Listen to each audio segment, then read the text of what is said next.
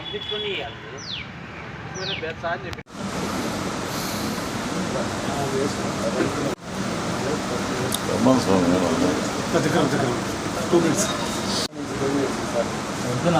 చాలా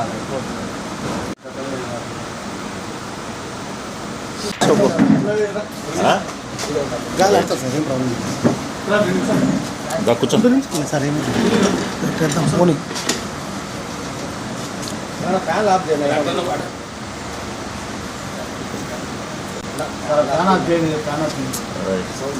తలపైన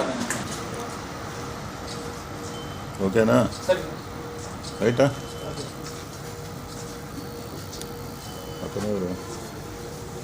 రైటా? ఓకే, అందరికీ నమస్కారం. ఈ నెల 23వ తేదీన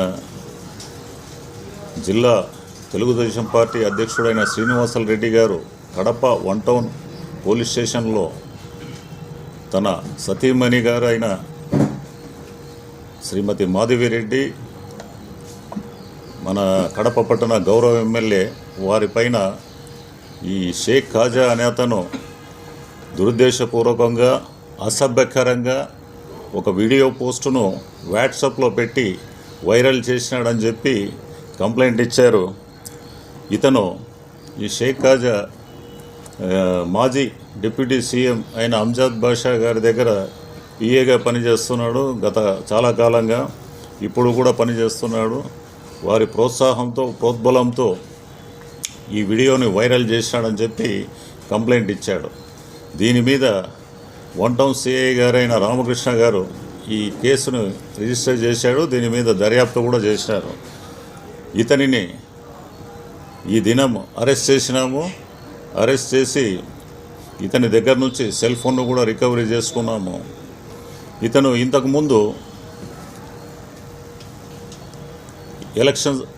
ఎలక్షన్స్ కంటే ముందు 2024 జనవరిలో